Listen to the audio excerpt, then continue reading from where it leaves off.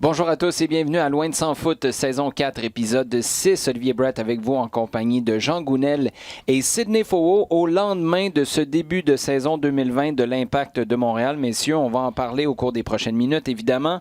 On parlera également des sanctions qui sont tombées vendredi dernier du côté de Manchester City, banni, exclu de la Ligue des champions pour les 2 prochaines campagnes. On parlera également de la Ligue des champions de ce côté-là de l'Atlantique, Ligue des champions UEFA qui a repris cette semaine. Mais d'abord, j'aimerais avoir un court commentaire à chaud, parce que je pense que quelques heures seulement après le coup de sifflet final au Costa Rica, on est encore à chaud, même si c'est officiellement le lendemain. Votre réaction, vos premières impressions sur ce match-là, match nul de 2-2, où l'Impact de Montréal menait 2-0 après 22 minutes en raison de buts d'Okonkwo et Kyoto. Finalement, ben oui, c'est lui, Johan Venegas, qui a ramené ça à 2-1 avec une dizaine de minutes à faire avant qu'à la 90e minute, Ariel Rodriguez fasse 2-2. Tes impressions, Sid?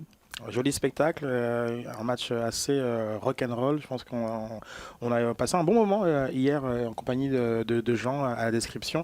J'ai beaucoup aimé ce match en termes de divertissement, et après je trouve qu'il est très intéressant d'un point de vue sportif en termes d'enseignement sur l'approche de Thierry Henry et puis les différentes choses qui sont demandées aux joueurs sur le terrain. Donc un bon match, un match très plaisant. Jean? Oui, au niveau d'abord, à retenir, au niveau des consignes, bonne réponse de la part du groupe. On a vu que la première était de garder un bloc assez serré et que ça a été fait, ça a été bien fait. L'attitude aux 3 gars vers l'avant de partir et puis de créer une sorte de chaos organisé, si on veut, ils ont réussi à le faire, en particulier en première mi-temps, plus quelques flashs en deuxième, tenant compte des blessures et des problèmes qu'il y a eu. Donc je pense que d'une façon générale, ça répond assez à ce qui était demandé. Après, il est certain qu'on peut sortir en se disant, bon, c'est sûr que ces 2 buts de Saprissa en fin de match compliquent un petit peu, en tout cas mettre le match retour dans une autre perspective, mais d'une façon générale, on peut pas être complètement déçu, même avec une avance perdue, alors que ce 8e semblait quasiment dans la poche. Mais les gars, il faut surtout remettre ce match-là en contexte. Ouais. On sort du camp d'entraînement, tout le monde dit l'Impact de Montréal n'est pas capable de marquer. Après 22 minutes, tu mènes 2-0 en territoire ennemi. On se demande si Thierry Henry est capable d'avoir un effet immédiat sur l'équipe. Il nous sort un 11 de départ que personne n'a vu venir, avec Amar Sejdić au milieu de terrain, un 5-3-2 qui lui permet à la fois d'être défensif, mais très agressif offensivement aussi. Mais je pense qu'il faut cocher ça dans la colonne des plus. Et finalement, tu as 3 changements qui sont faits en raison de blessures. Pas des changements qui sont volontaires, mais des changements qui sont obligés, et tu réussis à survivre. Bon, sur les rotules, j'en conviens, parce que tu encaisses 2 fois en fin de match, mais à quelque part, qui n'aurait pas accepté ce scénario-là en début de match? Oui, exactement. C'est une façon de voir le résultat. Et puis, je pense que j'ai dit à plusieurs reprises que ce sera assez facile de voir le 11 partant de l'Impact de Montréal. Puis, j'étais complètement dans le champ au niveau de la formation. Donc, qu'est-ce qui t'a... OK, on va prendre les choses une à la fois, là, parce que dans le fond, cette soirée-là commence vraiment 1 heure avant. Quand le 11 de départ sort, nous, on était là. On avait une rencontre de pré-match de prod.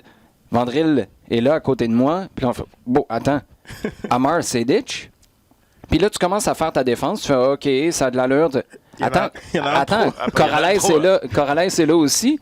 Là, tu commences à réorganiser, puis tu comprends que c'est un 3-5-2 ou un 5-3-2 avec Sejdić et Samuel Piette au milieu. Okonkwo en attaque. Même chose pour Kyoto, ce qui veut dire que Urruti est sur le banc. C'est quoi qui a été le plus surprenant dans tous ces éléments-là pour vous du 11 de départ?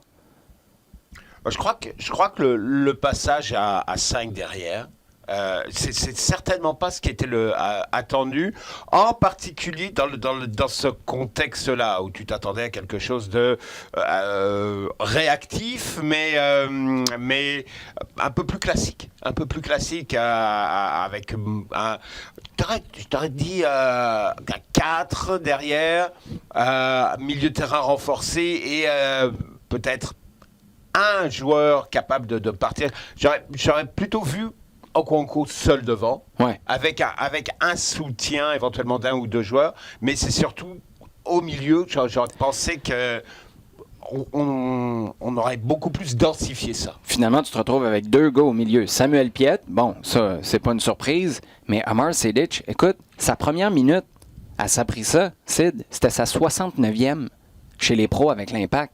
Effectivement, c'était l'une des grosses surprises. Je pense définitivement de la défense à 5. Par contre, ça, je l'avais dit, l'utilisation de Taider va nous en dire beaucoup sur la vision de Thierry Henry. Et le fait qu'il soit pas là, comme personnellement, je pense que change énormément son approche au niveau du milieu de terrain, parce que c'est vrai que derrière Taider, ça commence à faire beaucoup en termes d'écart, d'expérience. Mais Shamet Chaume a quand même une grosse longueur d'avance sur Amar Sejdic quand on regarde l'année passée. Exactement. Ouais. Oui, ça a été une surprise. Et là, pour moi, la surprise. Taider, s'il est blessé, bon, tu prends pas de risque. Et probablement que la décision de ne pas faire entrer Taider en fin de match aussi, c'est que tu as un Thierry Henry qui se dit, attends, là, ça tombe comme des mouches. Si Taider est pour tomber aussi dans les 20 dernières minutes, là, ça va être la catastrophe. Donc, tu choisis de le garder à l'écart, pas de problème. Mais c'est Shamet Chaume qui a été la grosse surprise pour moi.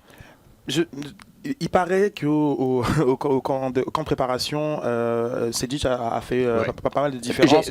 Très bon commentaire, Socide, parce que c'est important de le dire et je pense pas qu'on en a parlé au cours des dernières semaines. Il y a plusieurs personnes qui nous ont donné de très bons échos de Amar Sejdic. Donc, en ce sens-là, c'est peut-être pas surprenant, mais basé sur l'expérience des deux. Non, effectivement. Mais je pense ce qui était intéressant, c'est que c'est l'effet ricochet.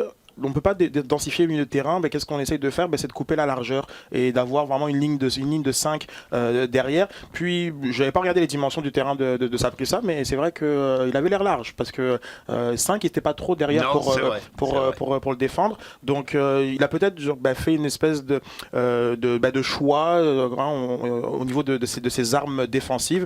Et l'absence de Taider, je pense que Taider aurait pu facilement, avec Piet, peut-être comme occuper un milieu à 3, mais dans les circonstances, il s'est plutôt dit on va y aller avec un milieu avec une ligne défensive à 5, et ça m'a énormément surpris. L'autre aspect qu'on a quand même évoqué en podcast, c'est Okonkwo. C'est Okonkwo qui en fer de lance offensif, je pense qu'on avait quand même prévu qu'il allait prendre beaucoup plus de place dans les plans de Thierry Henry. Puis ça reste aussi un choix fort de mettre Urruti sur le banc lorsqu'on sort de la saison que Urruti a connue en 2019, de commencer le match, un match en tout cas comme d'une bonne importance sur le banc, c'est aussi un choix fort de la part de Thierry Henry. Je ne sais pas ce que vous en pensez, mais avec un groupe qu'on a qualifié de identique ou presque à celui de Rémi Garde l'année passée, en un seul match, Thierry Henry a pris ce groupe-là, qui était celui de Rémi Garde, et il en a fait un groupe qui n'est pas encore à sa main,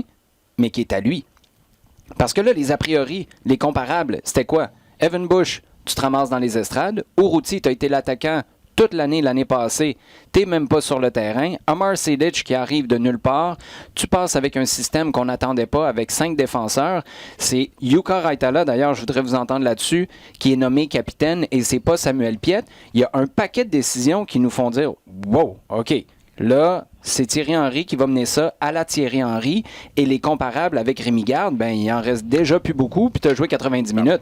Rajoute à ça le fait d'avoir dès le début de la saison et dès ce premier match Fanny qui est totalement disponible. Tu veux dire présent. Oui, présent. Ouais. Et au milieu de la défense, on a vu son influence sur le match hier, parce qu'il a gardé ça vraiment Rod Fanny est le seul qui ne l'a pas vu parce qu'il faisait dos en train de tacler dans la surface de réparation. C'est le seul qui n'a pas vu cette séquence-là, Rod Fanny. Je pense pas que ça va faire les DVD de l'année sur comment tacler dans la surface, mais ça a été particulièrement efficace. Il y a eu plusieurs interventions en deuxième mi-temps aussi, Rod Fanny. Là, il y a ça, et puis tu regardes la façon dont sa défense tu regardes comment ça s'est passé, tu vois que il a pris une place, il l'avait déjà, mais on sent que ça va être le patron, que ça va vraiment être le gars qui va diriger la manœuvre, qui va faire bouger tout le monde. Regarde comment il a réagi tout de suite à la sortie de Camacho, comment il a rappelé, on le voit un petit peu comment il parle à Waterman, et comment il est tout de suite dispo pour Brault-Guillard quand Brault-Guillard se retrouve dans des 1 contre 1 et que t'as Blanco sur le côté qui a fait plusieurs appels de suite pour le prendre de vitesse. Donc tu vois qu'il est disponible, qu'il le montre et qu'il tient bien sa défense et la commande. Tu fais bien de nous parler de Waterman parce qu'avec son entrée en cours de première mi-temps, ben, tout d'un coup, Amar Sejdić, c'est un vétéran. Oui, non, mais bon, il a fait du poste pour poste, donc ce sera difficile de lire quoi que ce soit dans ces changements. Et en fait, on en parlait un peu en off avec Jean. D'ailleurs, même ce poste pour poste aurait peut-être pu être différent au niveau de l'entrée de Balou. On voit quand même qu'il n'a pas forcément réorganisé son effectif, et quelles que soient les circonstances de match, sachant qu'en deuxième mi-temps, c'est quand même une autre pression qu'ils ont subie, et le style de jeu, de l'impact était quasiment inexistant. Donc, mais il est resté sur ces mêmes principes. Je pense pas forcément qu'il jouera de la même manière à domicile. En fait, j'en suis persuadé d'ailleurs.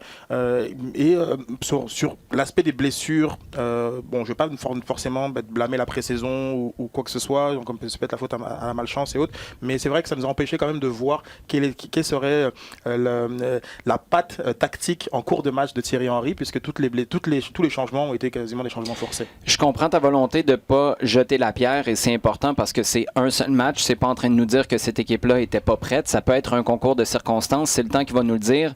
Ceci dit, c'est quand même un peu un drapeau rouge là, d'avoir 3 gars qui plantent comme ça en cours de rencontre à ta première sortie. Ça va être important de voir, est-ce que d'abord tu as des ajustements à faire dans ta préparation, parce que faut pas se le cacher, tu es encore en préparation. D'habitude, tu es prêt pour ton premier match, mais là, tu n'avais pas assez de temps pour te préparer. Donc, ça, ce sera à suivre. Ce sera à suivre aussi d'un point de vue médical, à savoir est-ce que tu peux récupérer certains des 3 gars qui sont sortis sur blessure. Maintenant, juste avant de passer à notre segment en temps additionnel, parce que tu en as glissé un mot, Sid, puis je pense que c'est important d'en parler. L'entrée de Balou. Si Bojan voudra revoir 1 ou 2 séquences en deuxième mi-temps où il aurait peut-être pu mettre le match à l'abri, Balou va probablement vouloir... En fait, il ne voudra pas la revoir parce qu'on va faire de la vidéo sur son marquage lors du deuxième but de Saprissa. C'était pas les plus grandes responsabilités défensives de l'histoire là, de la part de Balou. Non, c'est certain. C'est certain qu'il était... Il était un peu court là-dessus et que peut-être dans sa tête, il n'était pas rentré pour ça. Je crois que dans sa tête, il est là. Et c'est là qu'il y a peut-être une discussion à avoir. C'est qu'à 20 minutes de la fin, tu mènes 2-0. Alors, ça dépend de l'état de tes joueurs sur le banc. Il se peut que Taider n'ait pas été à 100%. Je pense qu'à 20 minutes de la fin, tu mènes 2-0. Taider t'offre, en rentrant, une certaine qualité dans le toucher de balle et dans la conservation du ballon. T'as pas besoin d'avoir un gars rapide qui va être capable de partir sur un compte pour t'en mettre un troisième. Ouais. C'est superflu, je dirais. L'important, c'est d'être capable de contrôler le rythme des 20 dernières minutes. Et je pense que Taider t'aura offert un peu plus ça, et à la ainsi limite, que dans le replacement. À la limite, ben, c'est justement là où je voulais m'en aller. Si Taider n'est pas disponible, parce qu'on revient au fait que là, t'as t'es sur la corde. Patrice Bernier, Thierry Henry, Wilfrid Nancy et compagnie qui se disent là, on peut pas en perdre un autre. Donc, mettons que tu veux épargner Saphir Taider. Tu as quand même encore un Jackson Hamel que tu peux faire entrer pour ramener un Orotti, parce que c'en est un qui est responsable. Ça, c'en est un à qui tu peux dire tu es un profil offensif, mais là, ce qu'on veut, c'est que tu défendes. Et Orotti, il serait jamais contre ça. C'est le gars qui est le plus volontaire défensivement de tous les attaquants chez l'Impact. Maintenant, tu me parles d'un Balou qui n'était pas rentré pour ça. À un moment donné, tu es rentré pour faire une bonne entrée. Oui, non, ça revient à la maturité du gars. Et là, c'est un peu sévère de lui reprocher ça, mais à quelque part, il faut qu'on soit aussi sévère avec toi qu'on va l'être avec les autres. Et si tu rentres et tu n'as même pas l'air de jeter un coup d'œil au-dessus de ton épaule pour voir ce qui s'en vient, qui tu pourrais peut-être prendre au marquage pour contribuer défensivement, dans un match qui est en train de glisser, c'était clair pour tout le monde, ben quand Balou nous dit l'année passée, on oublie que j'ai 20 ans, ben non, on l'oublie pas tant que ça dans des situations comme celle-là. Non, tout à fait. Puis en parallèle, c'est rare que ça arrive, mais il faut en parler quand ça arrive. Samuel Piette qui fait... pour moi, l'une de ses pires performances sur le maillot de l'Impact de Montréal. Il n'avait pas le brassard, je pense qu'il n'y a aucun rapport avec sa performance, mais c'est quand même un indicateur de ce que voit Thierry Henry en termes de leadership, en termes peut-être de relais de message, comme je crois beaucoup à la symbolique d'un capitaine.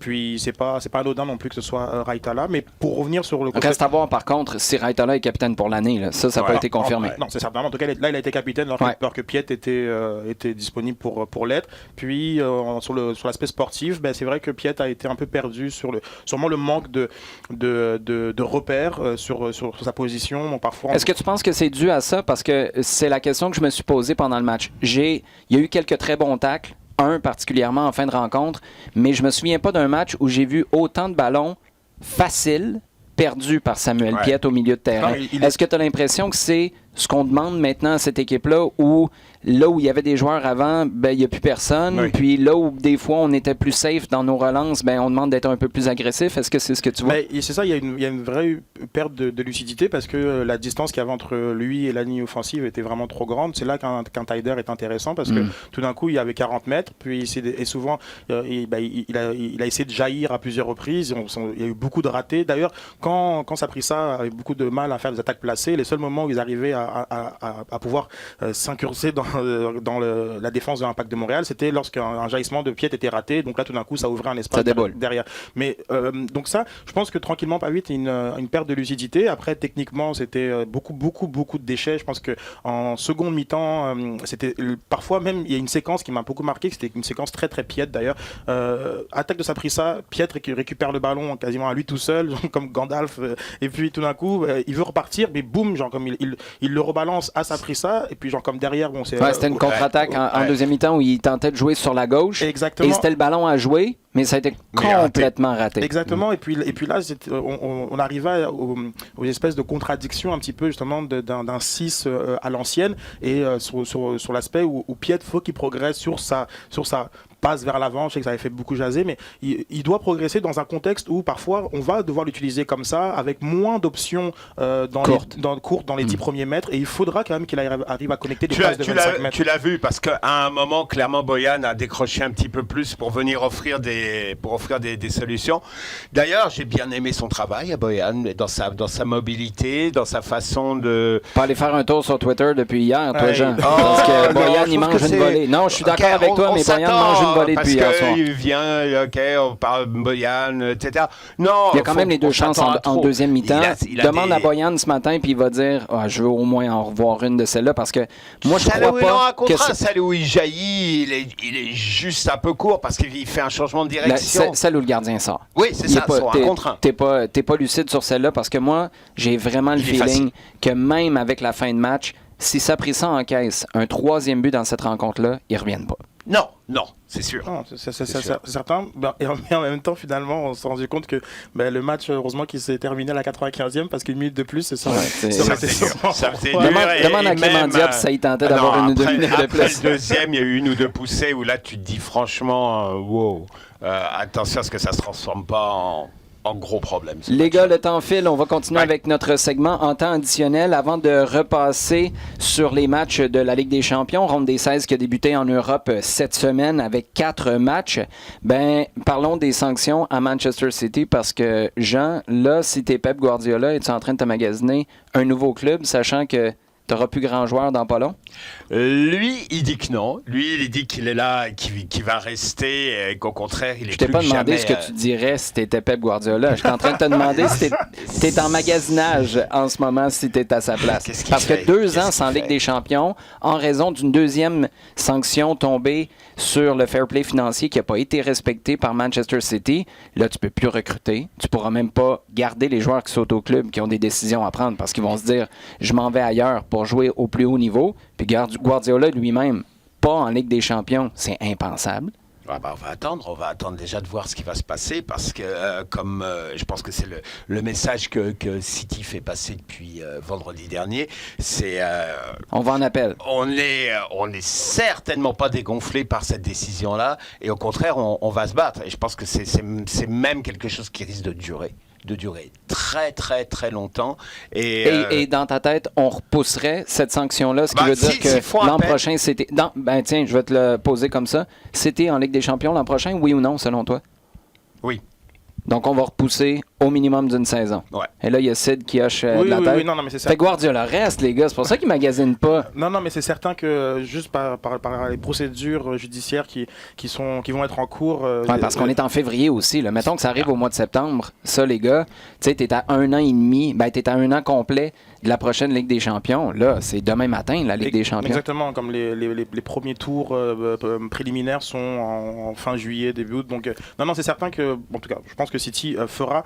Mais en même temps, je pense que ça ira plus loin. Je crois que le fair play financier joue sa survie, en fait. Mais tu savais que ça allait arriver. Hein. Tu savais qu'il fallait qu'il fasse un exemple. Parce qu'on est fair play financier, oui. Alors, il y a eu des petits cas, il y a eu comme une petite interdiction de recrutement, etc. Et on a vu que quand les clubs faisaient appel, c'était assez régulièrement repoussé. Là, il tape sur la table et c'était un petit peu attendu. Non seulement c'était attendu, mais on savait quand même qui allait être visé parce qu'il y a 2 clubs en ligne qui sont vraiment dans la mire là-dessus, qui sont City et Paris. Ouais. Tu savais que ça allait taper, on savait pas quand. On disait que ce serait entre disons cette année et puis l'année prochaine, parce qu'il se profile aussi cette Coupe du Monde des clubs de la FIFA qui va donner encore plus de pouvoir aux clubs dans une compétition chapeautée par la FIFA. Donc c'est enlever un petit peu des choses à l'UEFA que l'UEFA veut pas lâcher. Enfin voilà, on a aussi ça qui est en trame de fond, si tu veux. Donc il fallait absolument que l'UEFA face à un exemple fort. Maintenant, c'est sûr que City va aller devant, en premier lieu, le tribunal arbitral du sport, qui devrait donc mettre la suspension entre parenthèses le temps qu'ils voient s'ils acceptent la demande, si la demande de City est recevable. Ouais. Parce que là, il y a toute une Mais si City devait rater 2 ans, c'est quand même énorme comme message qu'on envoie. Ça se compare à quoi dans le changement des mentalités, changement des façons de faire? Parce qu'il y en a eu des moments marquants comme ça dans l'histoire en Europe. Ça se compare à quoi, Bosman? Ouais. Je pense que dans ses ramifications, que ça aille d'un côté ou de l'autre, qu'on aille au bout de la suspension de Manchester City, qui montrerait le côté ferme et décider de l'UEFA de reprendre un certain contrôle, parce qu'il est en train de lui échapper, là, les clubs sont en train de prendre du contrôle.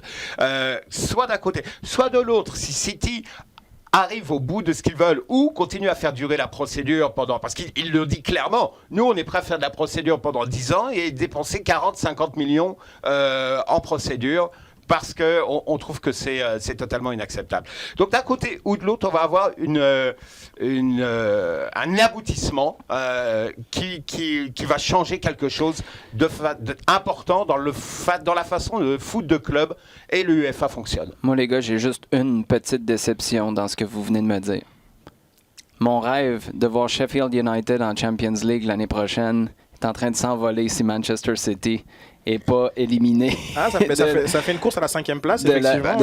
De la compétition. Sheffield United, ce serait pas extraordinaire, ça? Ce serait fantastique. Alors là... Tiens, je dis ça, je dis rien. Pendant que je vous parle de Liverpool, champion d'Europe, qui se sont déplacés au stade métropolitain à Madrid. L'Atlético a fait de l'Atlético. Ils marquent à la 4e minute, puis après ça, eux, contrairement à l'Impact de Montréal, qui semble inconfortable quand on défend très près de son but, l'Atlético dit « Mo, la gang de Jürgen, venez-vous-en. On vous attend. On est prêt à faire ça pendant 86 minutes plus. » Et c'est exactement ce que l'Atlético a réussi à faire avec une victoire de 1-0. Oui, effectivement. Simeone a fait du Simeone, une équipe solidaire qui est capable de pouvoir défendre pendant 180 minutes. Parce que finalement, je pense qu'au match retour, on aura quasiment cette même configuration. C'est sûr qu'à Anfield, l'atmosphère est un peu différente, mais bon, s'il y a une équipe qui est bien capable de faire un braquage à Liverpool, c'est bien l'Atlético, et on l'a vu, on l'a peut-être pas assez souligné dans les précédents podcasts, mais c'est vrai que c'est pas mal l'adversaire le plus piège pour Liverpool, qui finalement, en fait, bon, c'est un match que j'ai trouvé assez plate. Mais plate parce que Liverpool n'a pas trouvé la clé. Non, c'est ça. C'est frustrant. Tu les vois et tu te dis, mais là, à un moment donné, parce qu'ils n'ont même pas eu des chances particulièrement franches. C'est une chose de dire, wow, mais ils ont tellement bien défendu l'Atlético que Liverpool n'a jamais été capable de se retrouver avec des bonnes occasions. Oui, ils ont tellement bien défendu qu'il y a peut-être un espèce de blueprint, genre comme de plan d'action que d'autres clubs de Première Ligue pourraient essayer de mettre en place. Ils sont pas capables. Ils sont pas capables. Non, mais c'est vrai, mais on est rendu ça fait combien de temps là, que l'Atlético se forge cette identité-là? Complètement. Simeone est arrivé quand? Ça fait 10 ans, là, pas loin? Ouais. Ben, ça fait 10 ans que cette équipe-là sait que peu importe qui y a en face, on est capable de défendre. Ouais. Absolument, absolument. Alors, on les dit Je te ça parlais pour de perdre Sheffield vitesse. United. Je suis pas certain que Sheffield United se présente à Anfield et va être capable d'être aussi solide mentalement. Je te On les confirme. dit ça en perte de vitesse. Hein, et l'Atlético, on dit, bon, c'est peut-être le bout du chemin pour Simeone. Avec les joueurs qui sont partis, surtout. Des joueurs partis. Puis, on a l'impression que ça s'était un petit peu émoussé. Hop, tu les remontais, tu remets un petit coup de manivelle là, et puis c'est idéal. Liverpool, champion d'Europe, avec tout ce qui accompagne Liverpool, Klopp, le pressing, le gegenpressing, etc. Tu les fais là, hop, les gars sont remontés comme des pendules, et puis comme tu dis, cette équipe-là, eux, ils bavent d'aller à Anfield. Ils bavent de ce genre de match où ils vont ressortir exactement ce que Simeone va chercher chez eux. Autre remarque, parce que on parle beaucoup depuis quelque temps déjà que au niveau tactique, il y a beaucoup que le 4-4-2 c'est mort. Simeone, il n'est jamais sorti de son 4-4-2 et ça peut fonctionner quand tu as l'organisation, que tu as les joueurs pour le faire. Non, mais pour Simeone, de toute façon, tant qu'il n'y a pas eu de crise cardiaque, il n'y a personne qui est mort. Puis, mais même s'il a toujours l'air sur le point sur le bord de la ligne de touche, à demander à un stade au complet de se lever puis d'encourager l'équipe en fin de match, son cœur a l'air de tenir le coup jusqu'à maintenant. Jour de la marmotte pour le PSG, Sid? Oui, qui s'est fait erligner. Exactement. Je repense à ma comparaison douteuse d'hier avec un joueur de l'Impact de Montréal. Mais oui, Haaland... Non, dis-le, c'était Maxi Oroutier. Bon, terminé, tu peux passer à un autre appel maintenant. Go! Donc, mais c'était un match... encore une fois, un match pas très très intéressant à suivre entre deux formations, l'une qui se colle un petit peu mieux dans son style de jeu, identité, qui est Dortmund, et une autre qui joue avec la peur au ventre et qui comme très bien souvent, a une capacité de s'auto-saboter assez remarquable. Donc avec Tuchel qui arrivait avec un espèce de 3-4-3 de sortie de derrière les fagots, puis un Neymar qui n'a pas joué depuis 3-4 semaines parce qu'on avait peur qu'il se blesse avant. Et au final, ça renforce le surnom qu'on lui donne, hein? Chez plusieurs supporters du PSG, Bijou. Oui, mais après, il faut voir... Précieux, puis coûte cher. Effectivement, un bijou, mais aux yeux de qui, tu sais, genre comme lorsqu'il lui sort directement en conférence de presse pour dire moi je pouvais jouer depuis 3 semaines, mais ils avaient peur. C'est tout de suite. C'est intéressant, ça. Tu crois qui là-dedans? Je crois Neymar. Je pense Neymar, à chaque contact qu'il a fait depuis le mois de novembre, les supporters parisiens retiennent leur souffle, parce que ça fait quand même 2 campagnes de Champions League qui n'est pas présent à ce match-là. Donc oui, je crois... Il a fait qu'un match. Non, mais exactement. Donc je crois le staff d'avoir peur, comme je crois Neymar, de dire qu'il pouvait jouer, mais qu'on n'avait pas envie qu'il joue. Mais c'est dans la perspective de jouer la Ligue des Champions. Exactement, okay. Exactement. Mais tout ça pour dire que, mine de rien, lorsqu'on regarde les 4 résultats, c'est peut-être le PSG qui a le meilleure chance de se qualifier. Bon, Atalanta, c'est encore autre chose, mais ils font un bon résultat à l'extérieur, mais tu as l'impression qu'ils ont perdu 5-0. Pourquoi? Parce que voilà, c'est Thomas Meunier qui dit je savais pas que j'avais un carton jaune, et genre comme j'aurais pas fait ma faute qui m'aurait suspendu, genre comme le frère de Kipembe qui insulte le staff technique sur les réseaux sociaux, Neymar qui fait sa sortie contre le staff, et voilà, c'est le PSG, quoi. Tout va bien, je vois pas le problème, c'est le PSG comme bon an, mal an, qui est comme ça, quoi. Tout est rose. Qui se qualifie de ce duel-là? Très bonne question. Dortmund, arrête ça. Dortmund, Atalanta va se qualifier. 3 semaines, c'est long. Hein. Je pense que Paris va passer. À suivre, messieurs. Atalanta, Valence, je vous pose pas la question parce qu'Atalanta a gagné confortablement 4-1.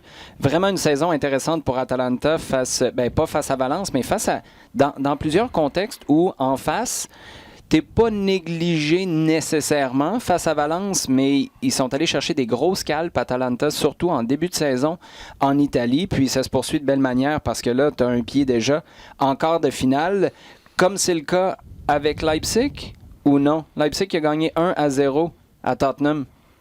Écoute, ça a pris un Hugo Lloris des grands soirs pour éviter que le score soit bien pire que ça. C'est quand même assez surprenant on va dire, ce raté dans la préparation de la part de Mourinho.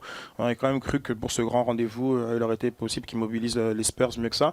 Mais s'ils font la même performance dans 2 semaines, c'est fini. On passe à autre chose parce que Hugo Lloris a vraiment masqué, littéralement l'arbre qui a masqué. Le problème avec Lloris, c'est que généralement, C'est un méga match. Et puis le suivant, c'est la ouais, puis quand le méga match que tu fais, tu l'as gagné, au moins, là, je comprends, tu restes dans le coup, mais c'est tout un travail être obligé à aller à Leipzig. Leipzig, et en particulier leur entame de match, ce que j'ai pu voir, parce que j'ai pas pu voir le match en entier, mais ce que j'ai pu voir, leur entame de match était assez...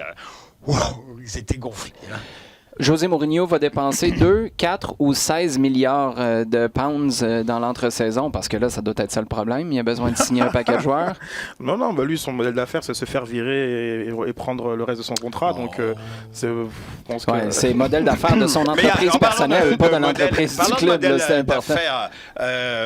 Parce que là, je pense qu'en parlant un petit peu de choses de globalité, Salzbourg, lors de la phase de groupe, on en a beaucoup parlé, en particulier quand ils ont joué Liverpool, parce qu'il y avait Jesse March, parce qu'il y avait Haaland qui était là.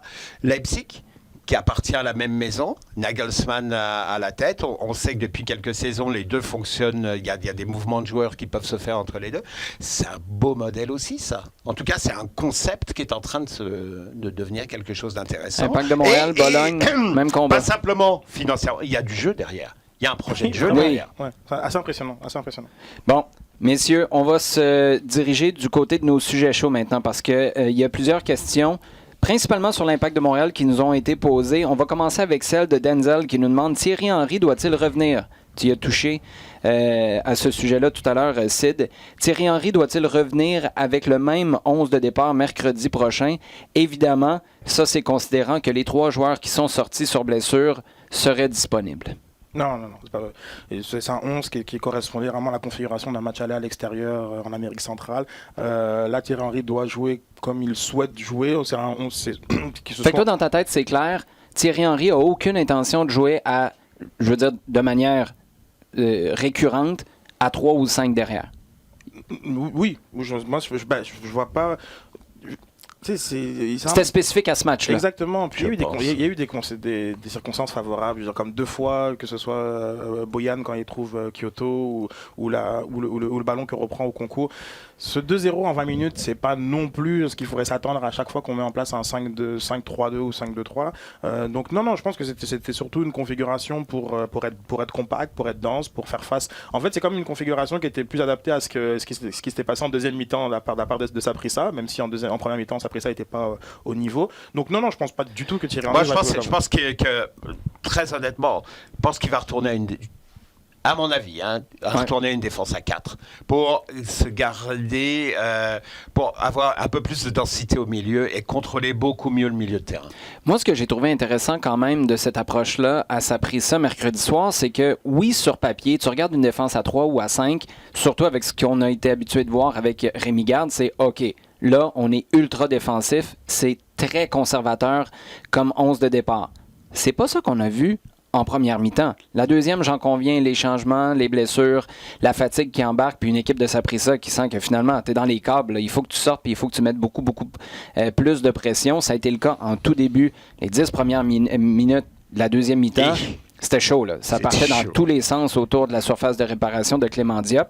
Mais en première mi-temps, j'ai été impressionné de voir à quel point, avec une défense à 5, Thierry Henry a quand même demandé à ses joueurs offensifs, Boyan, Okoko, d'être agressifs, de mettre de la pression. C'est comme si tu avais une équipe de 7, là je parle des joueurs de champ, une équipe de 7, puis 3 gars en avant.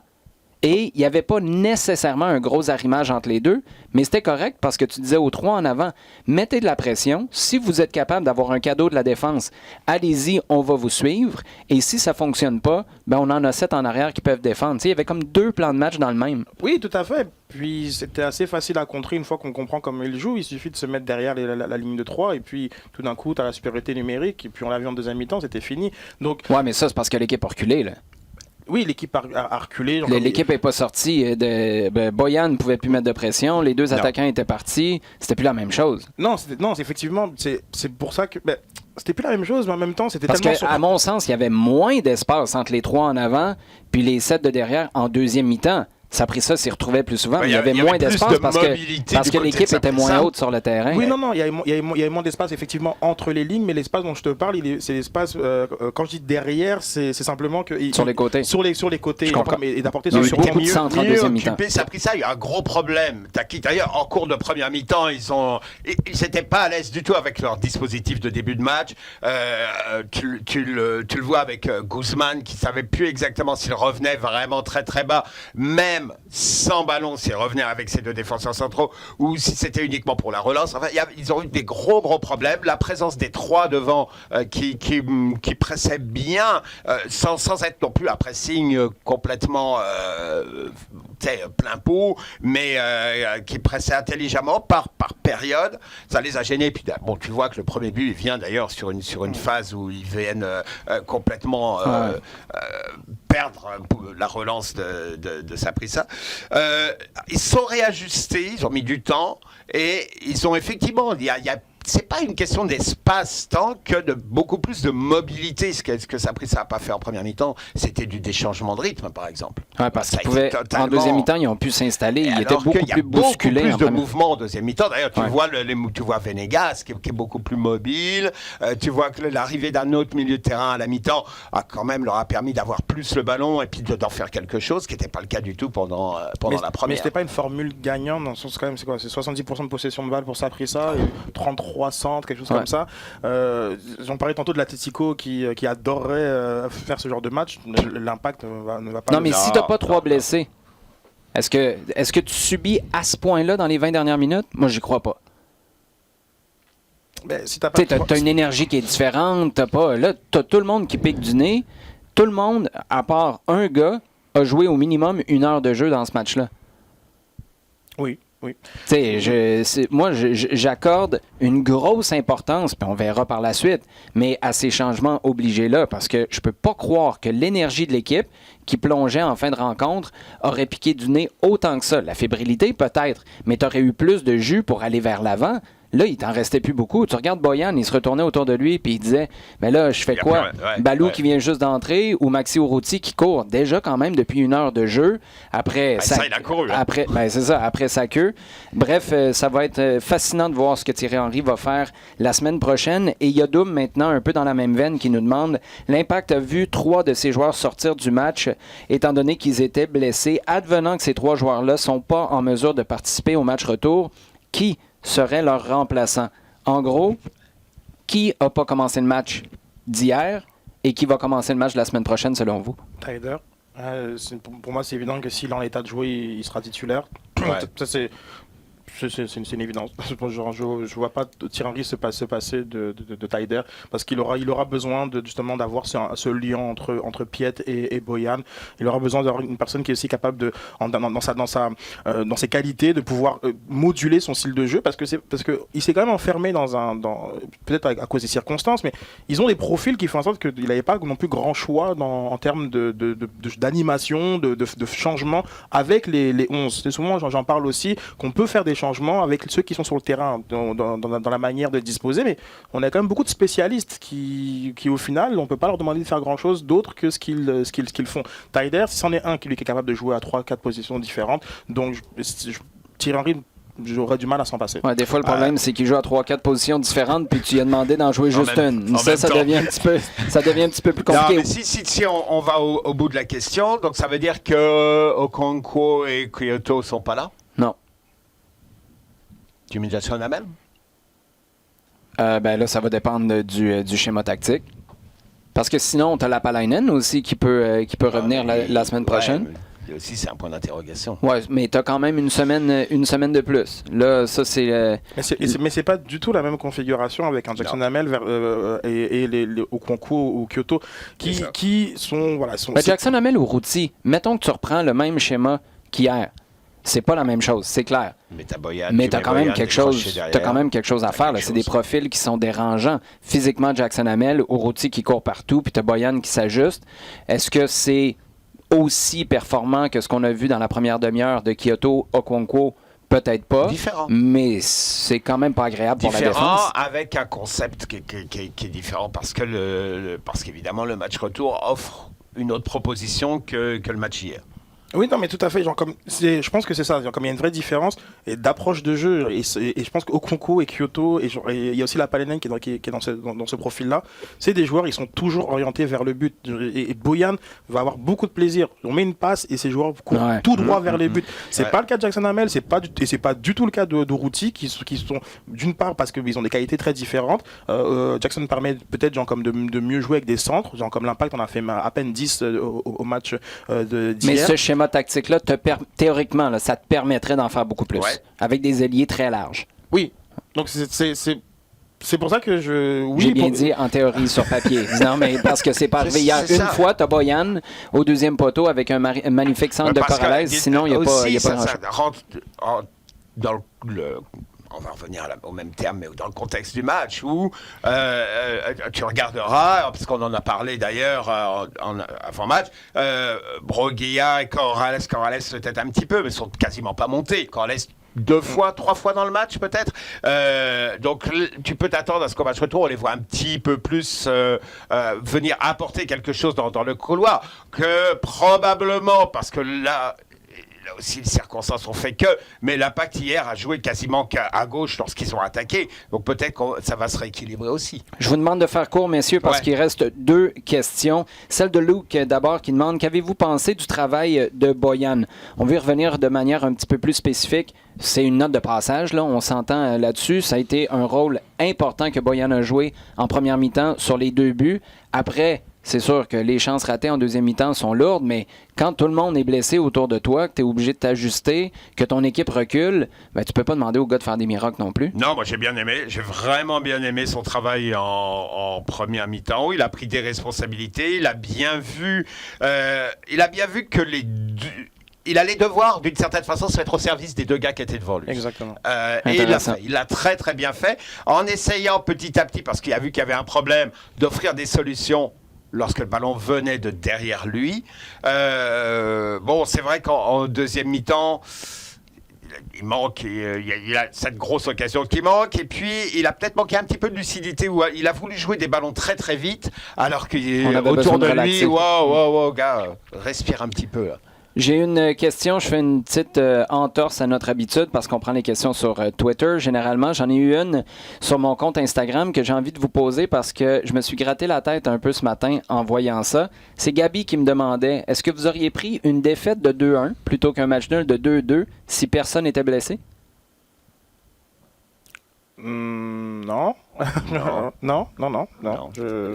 Donc là, vous êtes confiant avec les joueurs qui vont être à la disposition sans Kyoto, sans Okonkwo, sans Camacho, ce qui veut dire que tu es peut-être obligé de faire commencer Waterman en fonction de ce qui va se passer.